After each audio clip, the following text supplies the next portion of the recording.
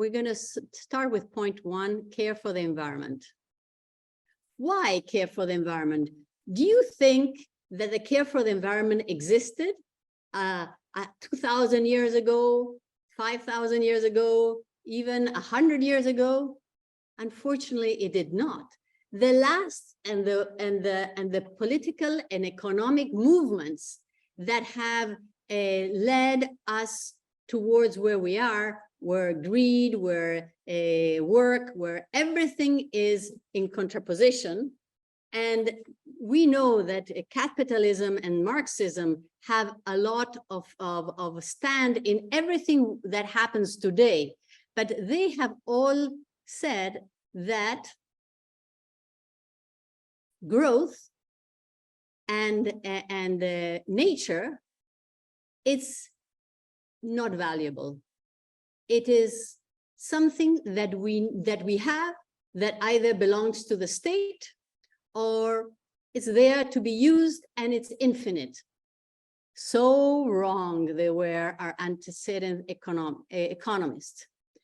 And we see today the big shift that is happening in today's society, because these concepts that existed in the 20th century, where Milton Friedman said, yes, everything is about maximizing profits or maximizing shareholder value, is no longer valid.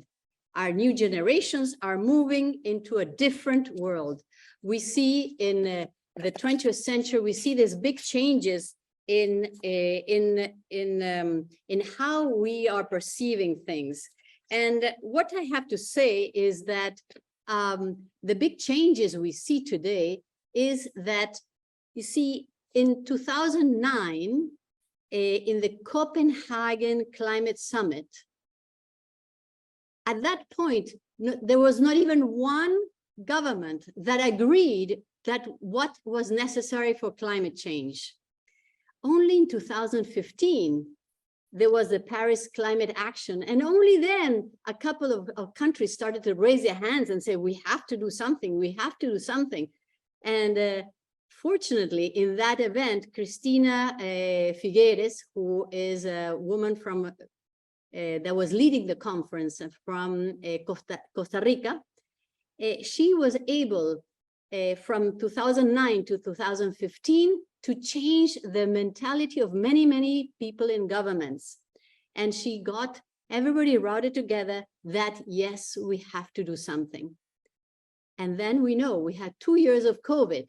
But what was magical about COVID is that the lesson we learned is that any government, no matter what, no matter where, developed, undeveloped, everything, in 24 hours, they can change everything. So they can even change and totally eradicate our civil liberties, but they can actually change things that matter to our health and our environment, as they did during COVID. And we hope that this is happening. And only 2 days ago, and I'm so happy to share this, a judge in Montana, in the state of Montana in the US, ruled that young people or future generations have a constitutional right to have a healthy environment. So basically, the litigation in this case is there's a new project that can harm the environment. And the judge decided, I'm sorry, the project will harm the environment. We don't need to have that project going on to harm our future generations. This is amazing that a judge has decided that. And with that note, I want to pass the baton to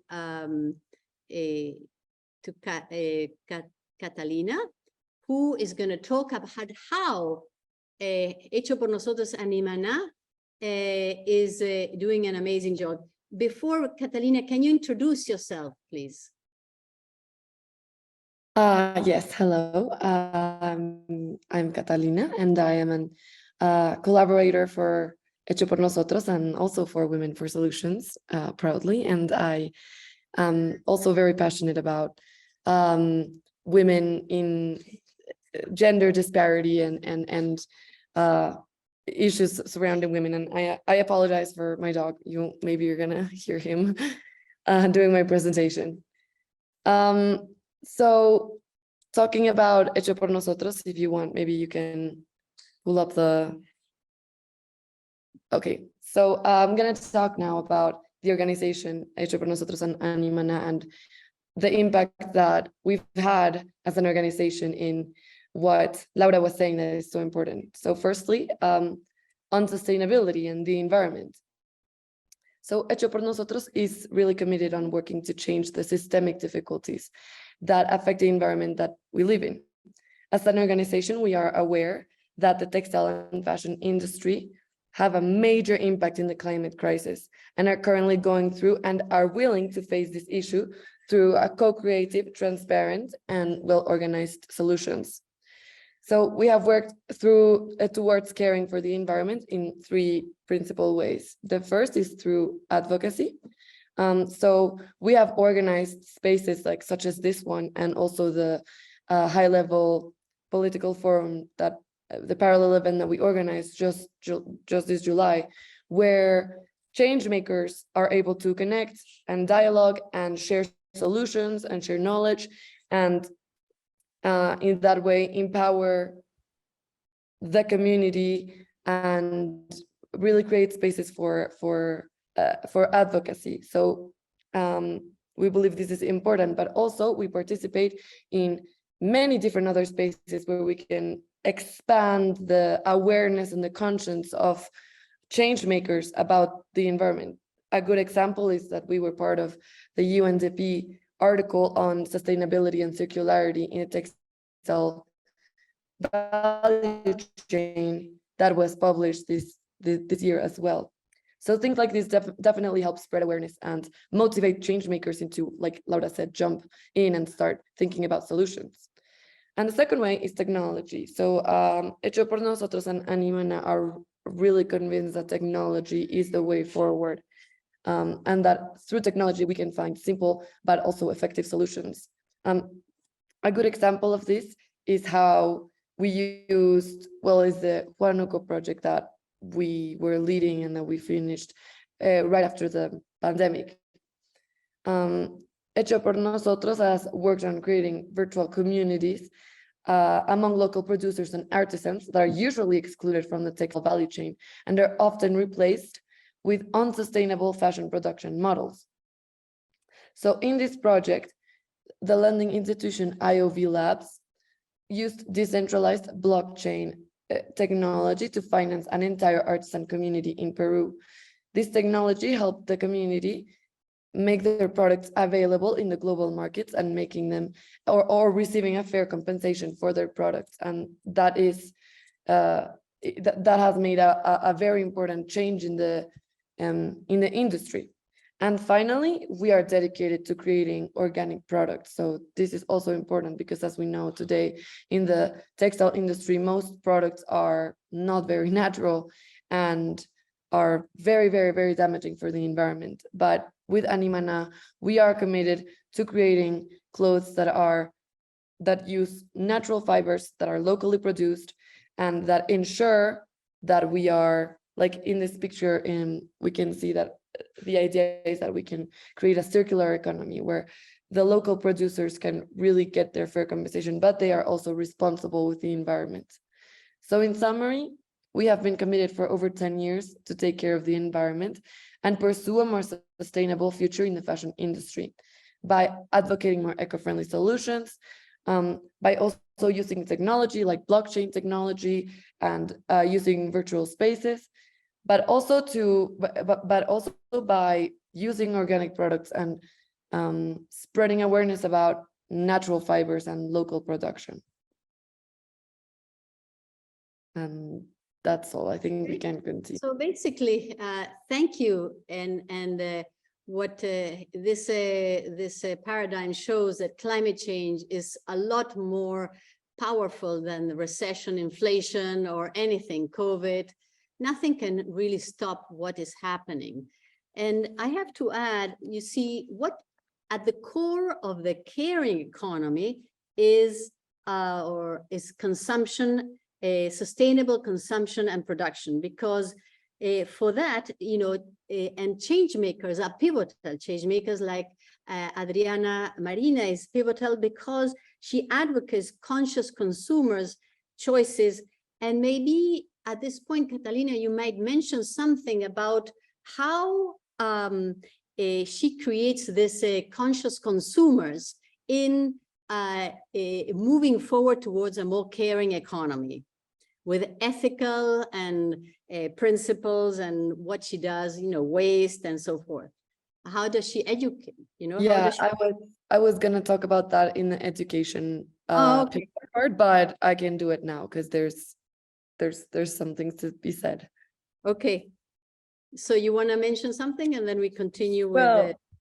sure. I mean, I do agree with you that in this organization, like you said, I think there has been a lot of focus put on really trying to make designs through animaná that are timeless and universal. And I think that she has been very passionate about feeding this idea about slow fashion and trying to make the consumer conscious that we don't need these season trends that every 6 months are changing. So that I think that what we are trying to do through animaná with the designs, with the partnerships, is really try to make the consumer aware that if we change our idea of what's fashionable and what's trendy every 6 months, we are going to need to buy clothes every 3 to 6 months, and that is simply unsustainable. And I think that the core of animaná as an organization is to change that value, that systemic really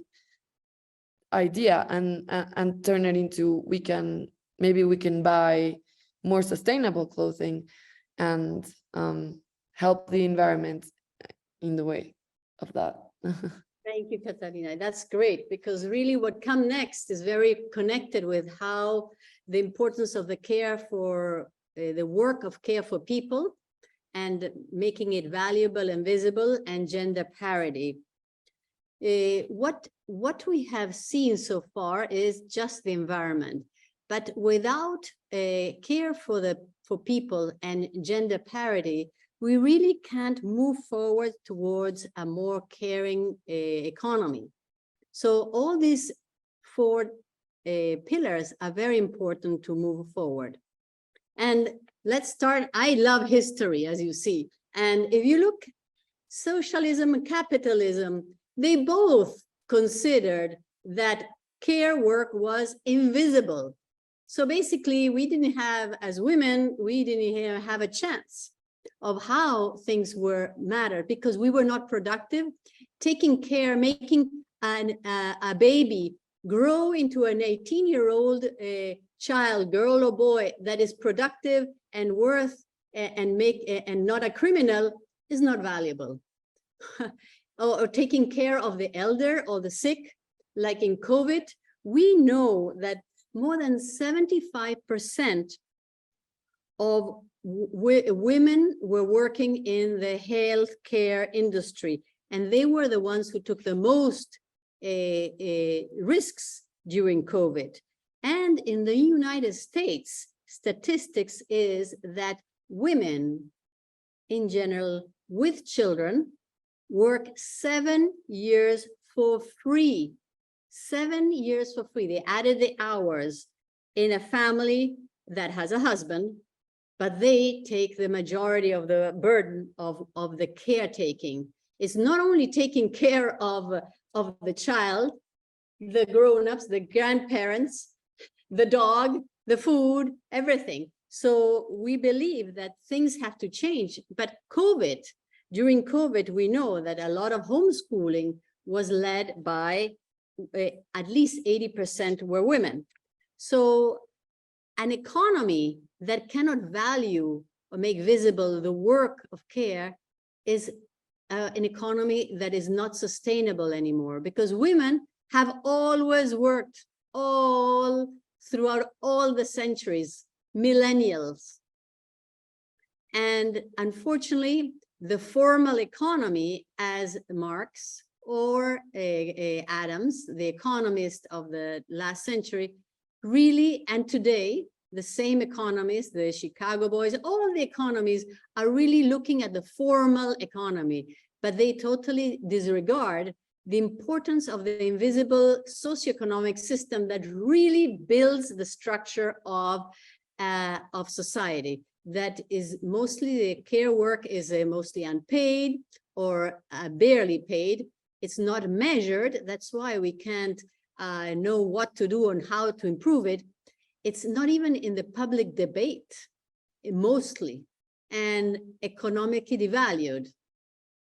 So basically, except for very few countries, we still have a lot to work on this. But I love this slide because many countries today are measuring the work of care of women in their GDP. It's not as if valued in the GDP that doesn't even consider it. But apparently, for example, in Switzerland, the work of women represents like 50% of the GDP. In Norway and in other countries where, in other Northern European countries where most of the government legislators are 50 or 50% women and men, those have maybe even 60% of the GDP is not measured, not valued. And so today we know that if we have businesses that, like animaná, that really take care and have strategies of caring, it has incredible benefits. For example, it attracts the talent, lowers employee turnover, and the numbers are staggering. It's amazing how a company that is a caring company creates value for the years to come. Basically, it protects long-term, there's a consumer trust, attracts investors, impact investors, and so forth. And I love Riane Eisler's quote. She studied 195 countries. She visited them all, and she says that the best predictor of well-being of a country, just the best predictor of well-being of a country, is the status of women in the culture, and it predicts the quality of life for all. And I mean, the quality of life for all, not only for men, women, children, but also for the environment. So I think this is a fantastic quote, and it's researched and is based on real science. Now we're going to hear how Hecho por Nosotros and animaná has done an incredible job with gender parity throughout the last 2 decades. Catalina. Yeah, so in Hecho por Nosotros and animaná, we are aware that about the gender disparities in the textile industry. Women suffer from lower salaries, like way lower salaries in comparison to men. And they also have higher rate of informal employment, like you said, as well as unemployment, which leaves women in usually very precarious positions. So I want to give a very specific example, just so that we can understand what we are doing. Because we have really focused on how women are usually financially dependent from their husbands, or the males in their families or their communities. So women usually don't have financial independence. So as you know, animaná works with local artisans in different regions of Latin America, like the Patagonia or the Andean region. So in the Huánuco project, what we really tried to do through other organizations and partnerships was to use technology, like blockchain technology and cryptocurrency technology, to loan a relatively small amount of money. To that loan, the products that were produced with that loan were sold through animaná and were put in the global fashion market and were sold at fair prices, and then the women that produce this clothing, that these clothes were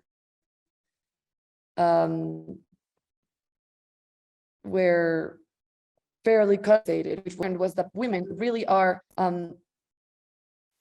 at a disadvantageous position in the fashion industry because they don't have the access to the market or to the money or to the knowledge, which is something I'm going to talk about later. But women usually are, and how to sell their products. So what we have tried to do with this project, that is a good example, but it's our value as an organization, is to put these empowered artisans to sell their products through our brand, recognizing that we are responsible with the environment, and really try to make women a little bit more financially independent. And we believe that this is key for gender parity. And just to finish, I'm going to give another quick example, but we have also participated in a project called Full Femme Project, where we also believe that education was key, and we have used virtual and digital platforms to teach women, especially women artisans and local producers and women entrepreneurs, how to sell their products, to have access to the market, but also to connect women with investors, with circular designers, and with change makers all around the world, so that they can really be introduced into the value chain in the textile industry. So these are just a few examples. Right now, actually, we are leading another project with myself involved, where we are going to try to bring seminars to women in Argentina and try to expand our impact in different communities around Latin America, so that women no longer have to depend on men to sell their products. So basically, you will be creating a network for women, and Exactly. That's the idea. Yeah, Gisela Beniotti has great comments because, and she says that because in various vulnerable contexts, there is significant family violence as well. But above all, it is about listening to the voice of these women. And one of the things that we do in the caring economy is expand and make sure that women, through networks, their voices are heard, empower them to understand that they're valuable, whatever they say that comes from their heart, because they are the ones that have shown through the last 60 years through women microfinance that they have really held the torch for families throughout, especially the women in very vulnerable societies. And Gisela says here that it's, you want to read what Gisela says, Catalina? That is, yes, I can read it. I was also just going to add that usually the work that women do in these communities, like this artisan work, is considered not as valuable or as profitable. So it's also, like you say, about visualizing this art. And so I'm going to read her comments. She says that this is why it's important to introduce these women to technology, aiming to narrow this technological gap as not to isolate them. Yes, also very true, because these women have lots of these women have no access to.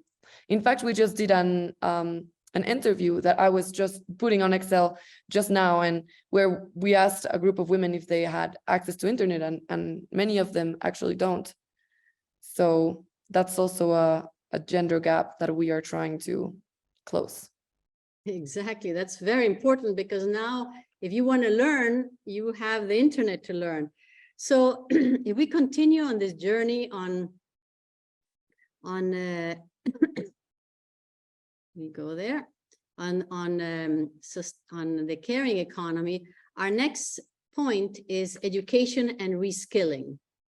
As Nelson Mandela says, and I love his quotes, is education is the most powerful weapon which you can use to change the world.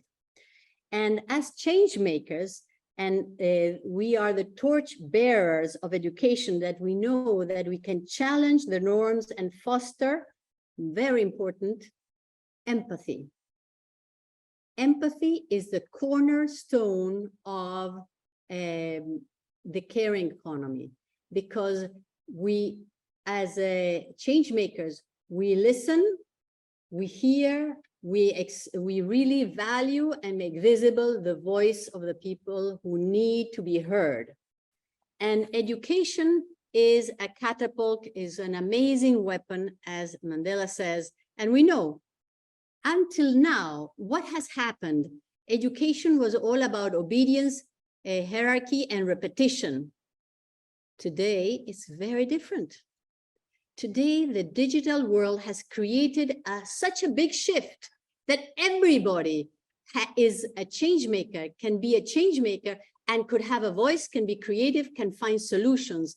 Because if you don't have people that are trained from early on, be creative, team workers, empathetic, diversity, and resilience, we will not move towards a caring economy. And today, neuroscience says that anybody at any age, no matter if they are 3 years old or 70 years old or more, you can always learn new skills.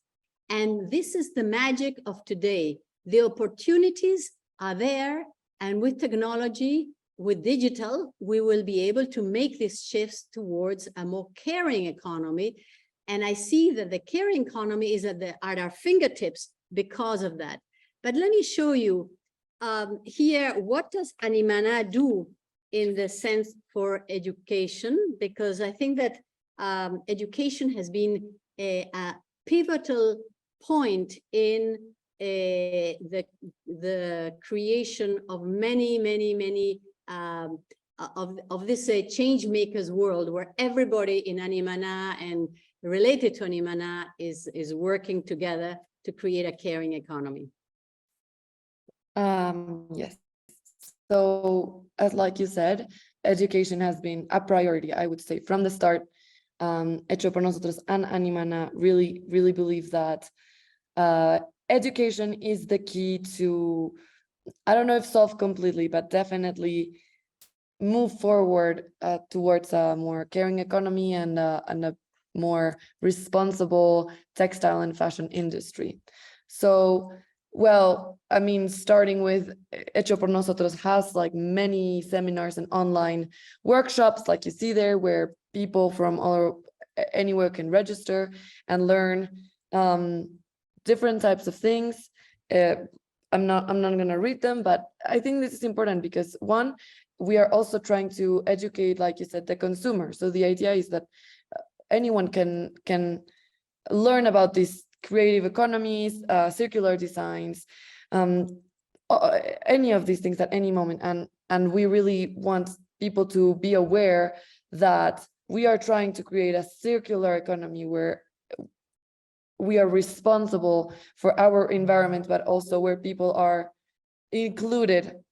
But also we have a really good higher education program where we have internship programs with different universities across the world. Just now we organized a program with Conserve India and Windheim Honors College. We have also coordinated important projects with different Latin American universities, like the Dr. Jose Matias Delgado University in El Salvador, and are currently undergoing a project with a university in Paraguay. So, and this really also helps introduce young people and young students into the process of making a systemic change and making a difference in the industry, really. And like you said, the idea, I think even more importantly, is that we take these seminars and we use all of these digital tools, and we take them to the ground, to the artisanal communities and the local producers, and we try we try very hard to create a process of reskilling, where artisans that are constantly working on their and improving their art can now have access to knowledge such as market strategies and financing, circular designs, organic fibers, and all diversity and inclusion, things that are really very important for us to start closing these gaps between men and women, but also between artisans and local producers and big, huge apparel companies that are very not responsible with the environment. So like you said, I think I'm also going to read Gisela's comments because she always has very spot on comments. And she's talking about the toolkit that I was also going to mention later. But yes, we are also committed to creating platforms where we can create communities of knowledge sharing, where women, but also, well, artisans in general, but especially women, can connect with each other and can have a networking experience and really create communities virtually. It's fantastic what you say, because what I have heard also is that, you see, what Hecho por Nosotros Animaná does, it starts from the very base of the production, from the animals that produce the fur, the farmers, the designers, the local designers, and then it goes into consumers, educates the consumers.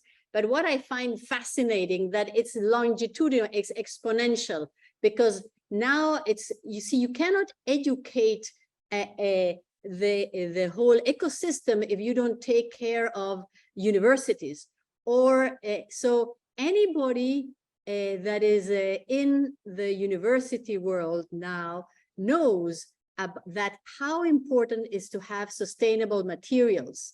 So all new designers are looking into sustainable products. Otherwise, it's you know, people might not buy them. You know, people might you know, when people buy Patagonia clothes, they might be very expensive, but they know they are buying sustainability. And it's become more of a, rather, these brands are becoming more and more important because they sell values. They don't sell a product. And through universities, education, from the very beginning of the chain of production to the very end, and the education, animaná, and I think Adriana Marina, that is for me an incredible visionary, has created that power of change towards a more caring economy. And basically, with education, we are inspiring future generations to change radically, because soon people will not buy products that have brands like Chanel or all those things that have no concept of what is, well, I should say that. Anyway, let's not go there. So let's go to the fourth pillar, transparency and metrics. As Women for Solutions, we believe, coming from Argentina, that transparency is fundamental. Transparency means no corruptions. And so when you have transparency in how a product is made from the very start to the end, and you can trace through that, and Catalina will talk about it, and how to measure that tracing, that makes a huge difference in making visible and valuable what we do. Today, we are very lucky that there are lots of ways of measuring things. And Hecho and animaná is a B Lab or a Sistema B certified company, because they are doing what matters. As well, I truly believe that women empowering principles from the UN are very important, and both animaná and Hecho por Nosotros follow these principles to the rim. And here we will hear everything about what and how Hecho por Nosotros is transparent. I call them radical transparency and radical metrics, or transparency in metrics. Yeah, well, I mean, I want to start by saying that with animaná, definitely, as a consumer, you can trace the product all the way to the start. You can find where the fibers were found, from what animal they come from, what processes, which are usually, because they tend to be very natural, what communities these products are coming from, in what region they have originated, and just the entire cycle of the product, basically. And I think as a consumer, and as a company, that's the idea of responsibility, is what you were saying, I guess, as well.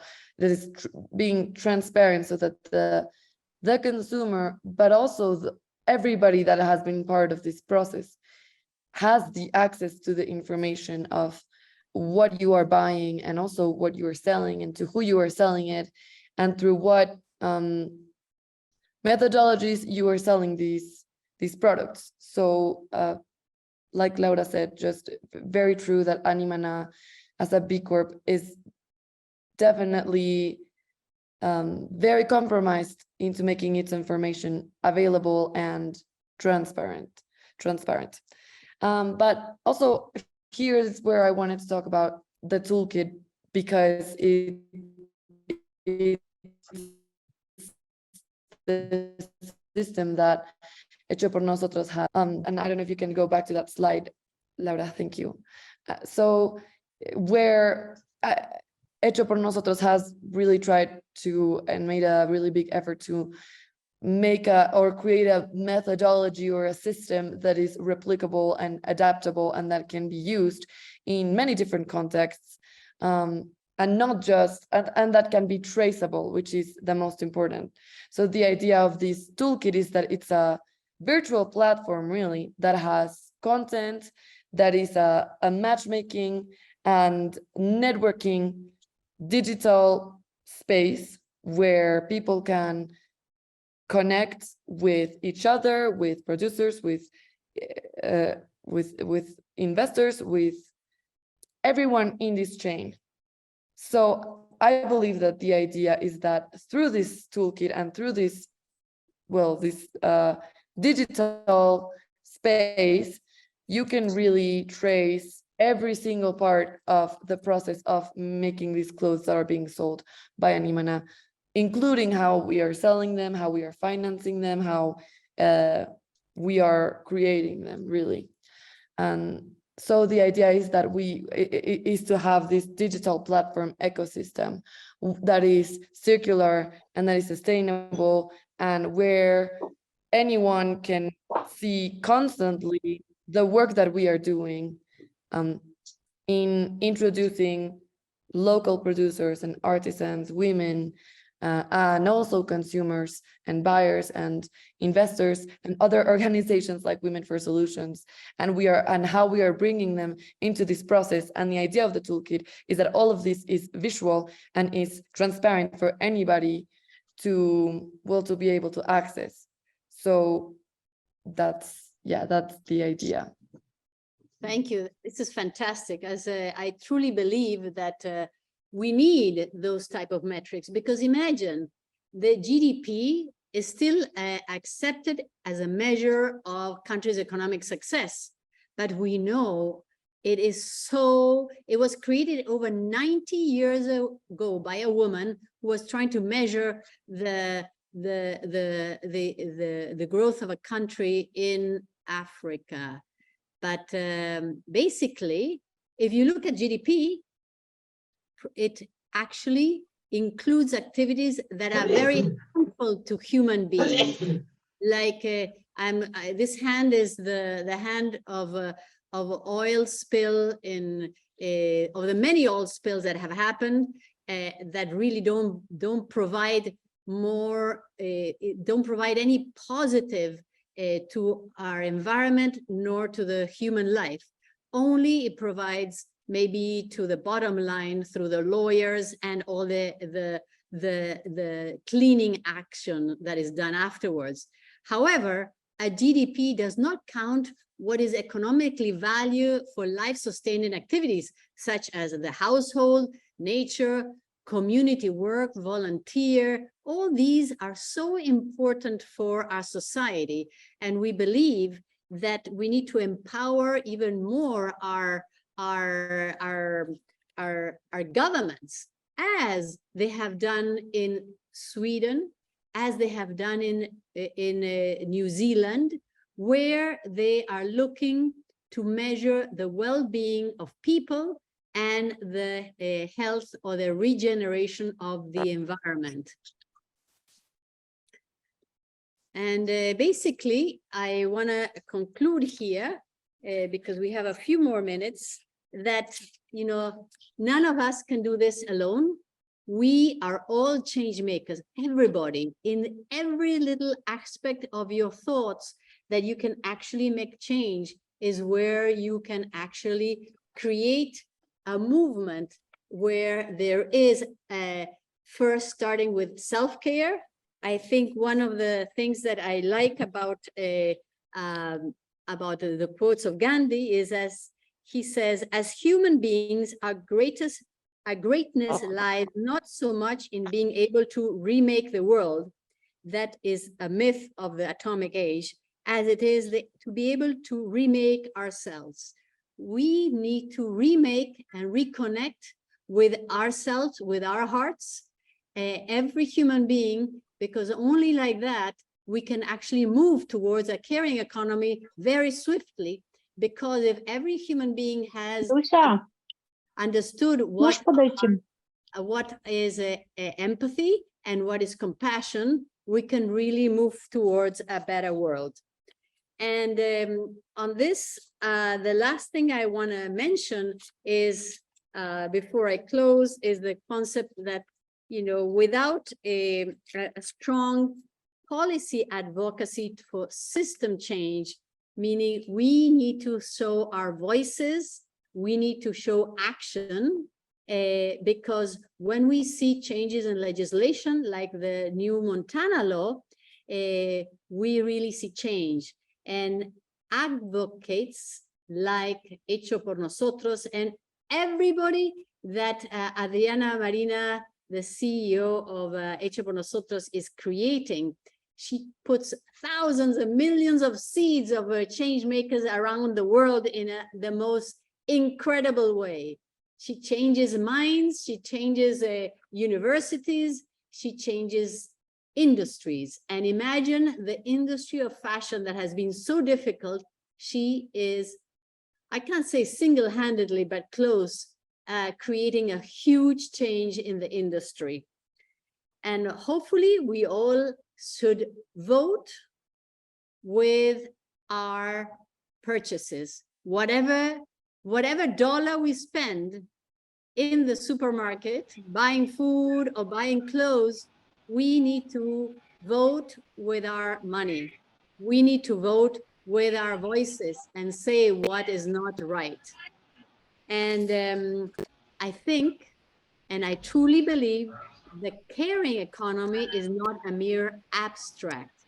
It is a living embodiment of our collective community, of our humanity, is to take care of us and the planet. It stands in stark contrast with the cold and calculus profit-driven economies that have dealt with us or have been leading us until now. And by putting the caring economy as a call to action, not as a good to have, it's a call to action that everybody in their own actions, from the moment they get up till you go to sleep, you have to have a mentality of a caring economy, of a change maker, to make changes. On that, Catalina, do you want to make some your comments, your concluding comments? Yeah, well, I don't think we have a lot of time. I've been informed that we have to end it quickly, but just as a last comment, I just wanted to say that I think that you are very right and very inspiring. And definitely, I know that a lot of people don't believe in change, and I understand why. But I think that only by inspiring and just talking about it and how passionate you are, for example, that's already just so inspiring that it makes people want to change, I think. So I do think that change is possible. And I do think that we can begin with, like you say, with just a simple thought, really. So Yeah, that's with all. everyday actions. And this Yeah, is with so just a little interesting. kindness. Exactly. And so let's look at at our currently action. Remember COVID? You remember? There was a few infections, a few people somewhere in the world, and then in a few weeks, month, it covered the whole world. Something so small as they call the chaos theory of